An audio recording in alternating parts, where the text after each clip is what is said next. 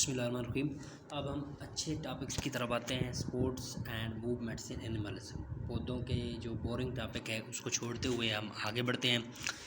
तो इसकी बात करें हम एनिमल्स की, तो ये मूवमेंट्स वगैरह शो करते हैं और मूवमेंट हमारे पास स्केलेटल सिस्टम के ज़रिए से ही शो करते हैं। और स्केलेटन हमारे पास क्या होता है, tough and rigid framework of body होता है हमारे पास, जो कि हमारे पास मूवमेंट भी प्रोवाइड करता है, साथ में प्रोटेक्शन भी, और बॉडी को प्रॉपर शेप भी देता है, बॉडी को सपोर्ट देता है और सारे के ये फंक्शन परफॉर्म करता है।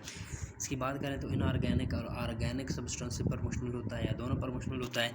अगर इसकी बात करें प्रोटोजोआ की, तो ये एक्सोस्केलेटन इसका या स्केलेटन सिंगल सेल्स पर मुश्तमिल होता है। और ये सारे के सारे इनऑर्गेनिक और ऑर्गेनिक सब्सटेंसेस जो होते हैं हमारे पास स्केलेटन के, ये सिंगल सब्सटेंस हमारे पास प्रोवाइड कर रहा होता है। लेकिन मल्टी सेलुलर ऑर्गेनिज्म में वो जो कि डिवीजन ऑफ लेबर होती है और स्पेशलाइजेशन ऑफ सेल्स होती है, तो इसमें मुख्तलिफ़ किस्म के सेल हमारे पास पाए जाते हैं। आगे एनिमल्स के अंदर 3 किस्म के हम स्केलेटल सिस्टम पढ़ेंगे: हाइड्रोस्केलेटन, एक्सोस्केलेटन और एंडोस्केलेटन, जो कि जिनमें से मोस्ट हमारे पास प्रिमिटिव जो है हाइड्रोस्टैटिक स्केलेटन है और मोस्ट जो है एडवांस जो है एंडोस्केलेटन है।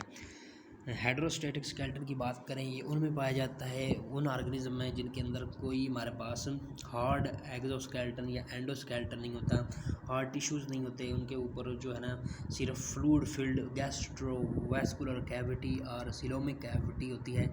वही हमारे पास हाइड्रोस्टैटिक स्केलेटन के तौर पर काम करती है। मतलब गैस्ट्रोवैस्कुलर कैविटी भी इकट्ठी होती है इनमें, जैसे हमारे पास गैस्ट्रो इंटेस्टाइनल कैविटी और वैस्कुलरेचर हमारे पास जो है वो अलग-अलग होता है। हमारे पास इंटरनल सर्कुलेशन होती है, तो इसमें गैस्ट्रोवैस्कुलर कैविटी इन सब का वो जो है सीलोम सेम होती है। प्रिमिटिव ऑर्गेनिज्म में एनीलिडा और नाइडेरिया वगैरह में होता है। हाइड्रोस्केलेटन की अगर बात करें तो ये बॉडी के अंदर वाटर होता है, फ्लूइड होता है, जो कि रेजिस्टेंस प्रोवाइड करता है मसल को कंट्रैक्शन से।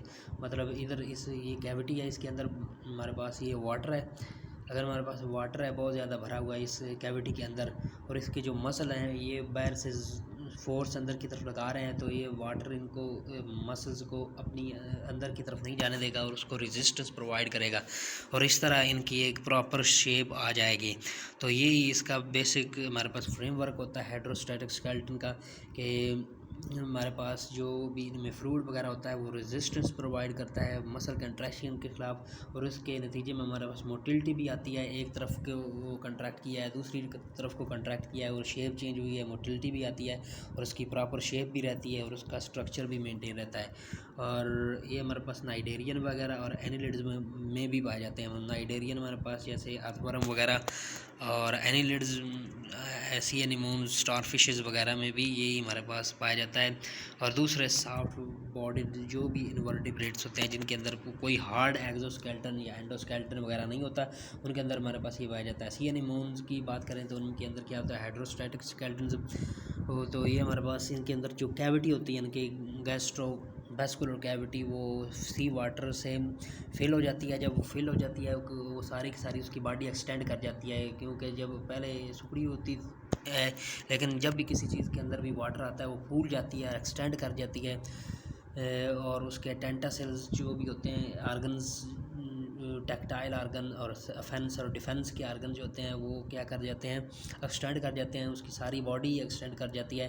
और वो जो कंट्रैक्शन, मसल कंट्रैक्शन किस तरह होती है कि वो अपना माउथ जो है क्लोज़ कर लेती है और अपने मसल को उस तरह कंस्ट्रिक्ट करती है। तो फिर क्या, जो वाटर उसके अंदर होता है वो मसल की कंस्ट्रिक्शन के अगेंस्ट क्या करता है, रेजिस्टेंस प्रोवाइड करता है। तो इस तरह वो अपनी बॉडी को मेंटेन करके रखती हैं। तो जो कंस्ट्रक्शन ऑफ मसल होती है वो बाहर से फोर्स अंदर की तरफ लगा रही होती है और वाटर जो है उसको रेजिस्ट कर रहा होता है। तो इस तरह उनका एक अपराइट पोस्चर रहता है। अर्थवर्म की बात करें तो हमारे पास अर्थवर्म के अंदर हमारे पास मुख्तलिफ़ किस्म के सेप्टास वगैरह होते हैं। एक सेप्टम है, ये दूसरा सेप्टम है, ये तीसरा सेप्टम है, और उसके अंदर हमारे पास ये बॉडी फ्लूइड पड़ा होता है। इस तरह बॉडी फ्लूइड पड़ा होता है और हर एक अपनी जो है मसल्स के आगे मसल, इनके अंदर मसल होते हैं ऊपर, ये मसल मतलब सर्कुलर मसल भी होते हैं और इस तरह इनके लॉन्गिट्यूडनल मसल भी होते हैं। जब हमारे पास लॉन्गिट्यूडनल मसल कंट्रैक्ट करते हैं, छोटे होते हैं, तो इनकी जो है लेंथ कम हो जाती है, इतनी हो जाती है। और लेकिन अगर जब इनके लॉन्गिट्यूडनल मसल हमारे पास कंट्रैक्ट करते हैं और ये लॉन्गिट्यूडनल मसल जब हमारे पास रिलैक्स होते हैं और सर्कुलर मसल कंट्रैक्ट करते हैं, तो हमारे पास इनकी जो साइज़ है पहले से बड़ा हो जाता है और इतना दोबारा इनका साइज़ हो जाता है। इस तरह ये एक दूसरे के साथ मूवमेंट शो करते हैं जो है हमारे पास अर्थवर्म्स। और इस तरह इलांगेशन और कंट्रैक्शन अल्टरनेटिवली होती जाती है, जिसकी वजह से हमारे पास सॉइल में ये मूव करते हैं। एक्सोस्केलेटन की बात करें तो इसमें आउटर कवरिंग होती है, हार्ड आउटर कवरिंग होती है एनिमल की। एक्सोस्केलेटन हमारे पास आमतौर पर इनर्ट होता है, नॉन लिविंग होता है और ये शेडिंग होती रहती है इसकी। तो ये इसको सक्रीट कौन करता है? एक्टोडर्म इसको सक्रीट करती है। ये एम्ब्रियोनिक लेयर होती है हमारे पास। एम्ब्रियो हमें पता है सबसे पहले जब बनता है तो हमारे पास वो उसकी 3 लेयर्स बनती हैं, एंडोडर्म, मीजोडर्म और एक्टोडर्म। तो ये सक्रीशन कौन करता है इसकी? हमारे पास एक्सोस्केलेटन की हमारे पास एक्टोडर्म सक्रीट करता है एनिमल में। और इसकी 2 हमारे पास जो है लेयर होती हैं हमारे पास। एक सबसे पहले ऊपर वाली लेयर, आउटर मोस्ट लेयर हमारे पास एपिक्यूटिकल होती है और ये हमारे पास वैक्सी लाइपोप्रोटीन पर मुश्तमिल होती है। और क्योंकि ये वैक्सी लाइपोप्रोटीन पर मुश्तमिल होती है, ये इम्परमिएबल टू वाटर होती है। एपिक्यूटिकल की बात हो रही है और माइक्रो ऑर्गेनिज्म और इंसेक्ट को वाटर से बचाती है, इम्परमिएबल टू वाटर होती है। और उसके एपिक्यूटिकल है, ये सबसे ऊपर वाली एपिक्यूटिकल की लेयर होती है। एपिक्यूटिकल के नीचे बिलो दी एपिक्यूटिकल जो होती है हमारे पास, वो प्रोक्यूटिकल होती है। एपिक्यूटिकल और एपिक्यूटिकल के नीचे वाली लेयर जो होती है हमारे पास एक्सोस्केलेटन में, वो प्रोक्यूटिकल होती है। ये हमारे पास जैसे उसके नीचे वाली लेयर है, तो किसी भी एक्सोस्केलेटन में ये हमारे पास प्रोक्यूटिकल होगी। प्रोक्यूटिकल की आगे मज़ीद हमारे पास लेयर्स होती हैं। प्रोक्यूटिकल ये हमारे पास प्रोक्यूटिकल होगी। Procuticle consist of an outer exocuticle and inner layer of endocuticle. इसकी भी 2 किस्म की टाइप्स होती हैं। ये दोनों हमारे पास ये क्या है हमारे पास, ये ऊपर वाली हमारे पास एक्सोक्यूटिकल या फिर हमारे पास एपिक्यूटिकल एपिक्यूटिकल होती है। और फिर इसके बाद हमारे पास नीचे वाली जो होती है हमारे पास, वो प्रोक्यूटिकल होती है। प्रोक्यूटिकल की आगे 2 हमारे पास लेयर्स होती हैं, 2 लेयर्स में होती है। जैसे आप देख सकते हैं एक ये वाली लेयर्स और इसके बाद एक नीचे वाली लेयर्स। और ये ऊपर वाली को हम एक्सोक्यूटिकल कहेंगे। ये जो ये वाली है, ये हमारे पास ये वाली, इसको हम एक्सोक्यूटिकल कहेंगे और नीचे वाली को एंडोक्यूटिकल कहेंगे, प्रोक्यूटिकल को। और सबसे ऊपर हमारे पास एपिक्यूटिकल होगी और ये हमारे पास इसकी लेयर होगी। इसी तरह हमारे पास प्रोक्यूटिकल की बात करें तो जैसे हमारे पास ये वाली है ऊपर वाली एपिक्यूटिकल, वो लाइपोप्रोटीन पर मुश्तमिल थी। तो ये हमारे पास जो प्रोक्यूटिकल होती है, ये काइटिन पर मुश्तमिल होती है, टफ लेदरी पॉलीसेकेराइड पर मुश्तमिल होती है और कई किस्म की प्रोटीन पर मुश्तमिल होती है। और फिर आगे स्क्लेरोटाइजेशन भी इसमें होती है, इसमें फर्दर हार्डनिंग भी होती है और कैल्शियम कार्बोनेट की इम्प्रेगनेट भी होता है इसमें, वो भी इसकी जो है इसके अंदर मिनरलाइजेशन उसकी भी होती है। इसी तरह हम आगे चलें, हमारे पास एक्सोस्केलेटन किन किन ऑर्गेनिज्म में पाया जाता है, तो ये हमारे पास मोलस्कन्स में पाया जाता है, जो कि हमारे पास ज़्यादातर शेल पर मुश्तमिल होते हैं। शेल ऑफ मोलस्का जो है ये सिंपलेस्ट जो है, सबसे सिंपलेस्ट एग्जांपल जो है वो है। बाकी हमारे पास आगे आर्थ्रोपोड में भी पाया जाता है, इंसेक्ट वगैरह में पाया जाता है, जो कि हमारे पास एडवांस की एग्जांपल है। तो इनकी हमारे पास हम जो शेल होते हैं मोलस्का वगैरह के, ये 1 या 2 पीसेस पर मुश्तमिल होते हैं, जो कि हमारे पास एक्सोस्केलेटन होता है। और इसी तरह अगर हमारे पास मोलस्का की मज़ीद बात करें, मैरीन बाइवाल्वा और स्नेल की बात करें, वो उनके पास जो हमारे पास क्रिस्टल्स ऑफ कैल्शियम कार्बोनेट होते हैं। ये सारी की सारी अभी मोलस्का की बात हो रही है, स्नेल की बात हुई है। मोलस्का जिसमें 1 और 2 पीसेस पर मुश्तमिल होते हैं। बाइवाल्विया की अगर हम बात करें, स्नेल की बात करें, तो उनके हमारे पास कंपोजिशन बात उनमें में अगर एक्सोस्केलेटन की कंपोजिशन की बात करें तो कैल्शियम कार्बोनेट पर मुश्तमिल होता है।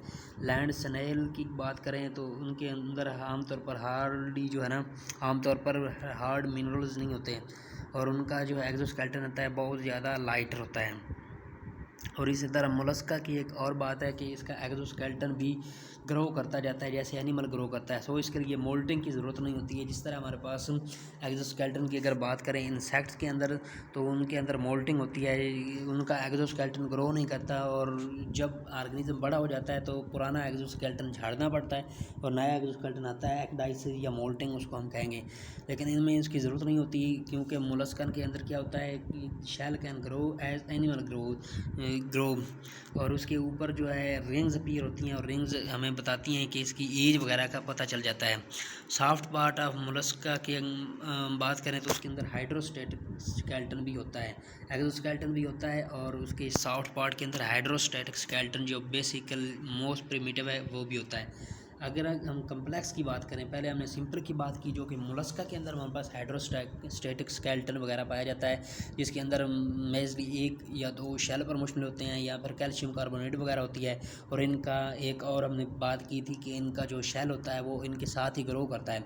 इसी तरह कम्प्लेक्स की हम बात करते तो आर्थ्रोपोड होता है, तो इसके अंदर कई किस्म की हमारे पास अडाप्टेशन होती हैं एक्सोस्केलेटन के अंदर जिसकी वजह से वो क्या करते हैं एक्सोस्केलेटन के अंदर मूवमेंट कर सकते हैं, ग्रो कर सकते हैं और उनकी बहुत ज़्यादा मॉडिफिकेशन भी होती हैं।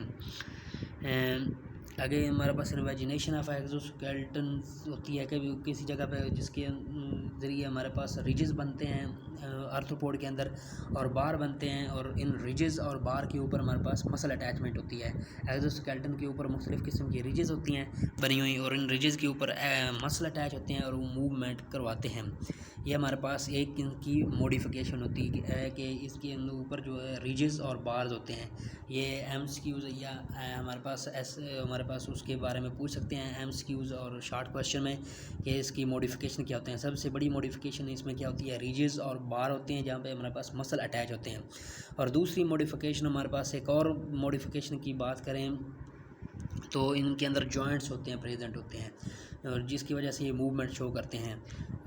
एक्सोस्केलेटन जो है इन जॉइंट के ऊपर क्या होता है, थिन होता है, फ्लेक्सिबल होता है और ताकि जॉइंट आसानी के साथ मूव कर सकते हैं कि इनके ऊपर जॉइंट होते हैं मतलब ये इधर इसका जॉइंट है तो इसके ऊपर एक्सोस्केलेटन क्या होगा, थिन होगा, सॉफ्ट होगा, फ्लेक्सिबल होगा तो जिसकी वजह से हमारे पास ये जॉइंट्स पर मूवमेंट आसानी से हो जाएगी तो और जॉइंट करेंगे वेरी इजीली मूव। तो ये हमारे पास दूसरी, पहली हमारे पास रिजेस और बार थे, दूसरी हमारे पास क्या थे, इनका एक्सोस्केलेटन के ऊपर जॉइंट थे और इनका एक्सोस्केलेटन जॉइंट के ऊपर नरम था जिसकी वजह से इनकी मूवमेंट आसानी से हो गई।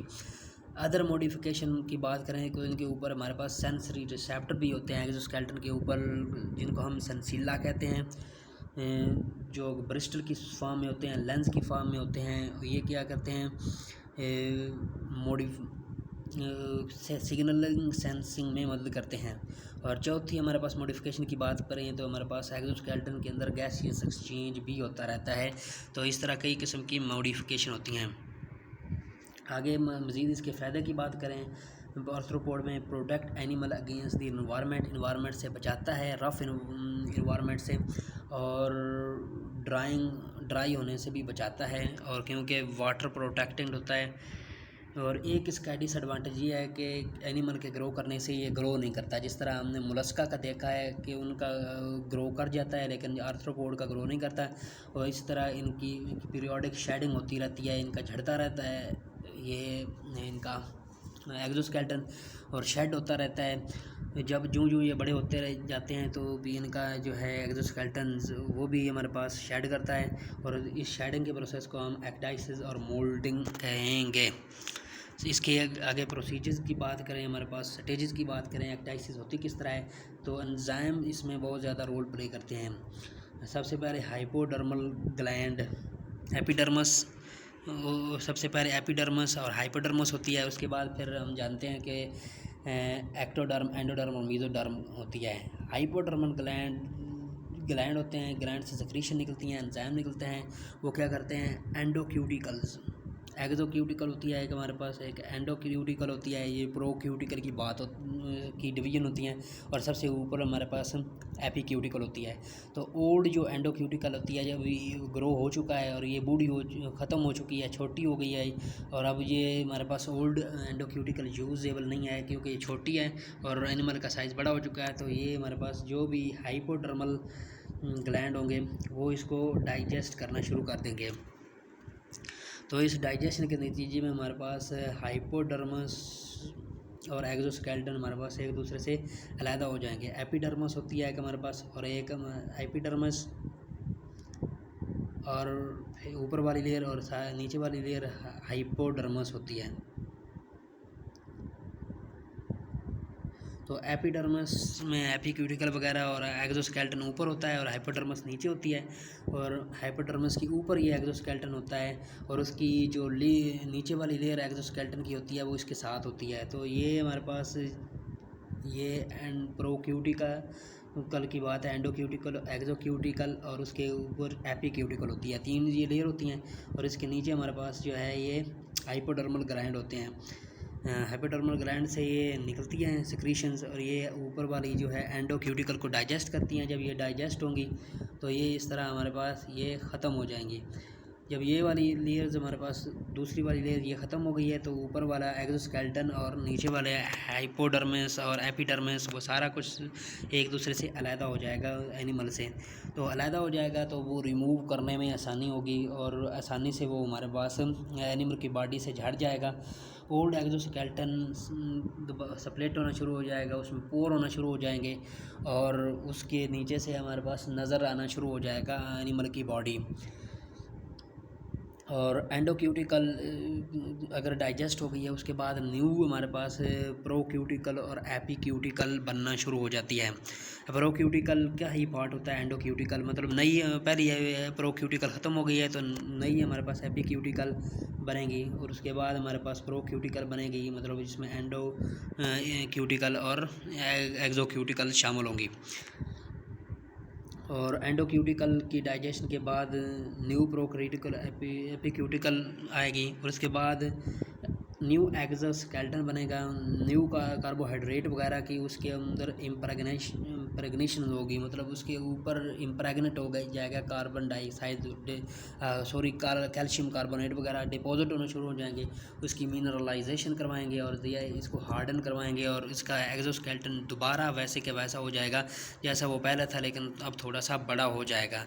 इस दौरान अगर उनका एक्सोस्केलेटन जब झड़ रहा होता है, जब उनका शेडिंग हो रही होती है, मोल्टिंग हो रही होती है, एक्टाइसिस हो रही होती है, तो वो वल्नरेबल होते हैं प्रे उनको पकड़ सकता है, क्योंकि उनके ऊपर हिफाजत नहीं होती, तो उस दौरान ये हिडन रहते हैं, अपने आप को बचा के रखते हैं।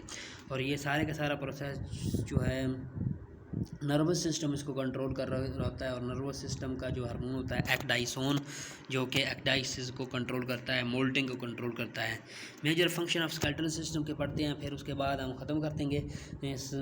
हमें पता है कि सपोर्ट और मूवमेंट शो करवाता है स्केलेटल सिस्टम हमारे पास बोन्स और मसल पर मुश्तमिल होता है, सारी मूवमेंट बोन्स और मसल्स की वजह से होती है। प्रोटेक्शन क्या होती है, ये हड्डियाँ और क्रेनियम और स्कल वगैरह, और हमारे पास जो वर्टिब्रल कॉलम होता है, हमारे पास स्पाइनल कॉर्ड, ब्रेन वगैरह और रिब्स जो है हमारे पास लंग्स को वो प्रोटेक्ट करती हैं और हार्ट को भी प्रोटेक्ट करती हैं। मूवमेंट हमें पता है सपोर्ट भी देता है, ये शेप देती है, मूवमेंट भी देती है।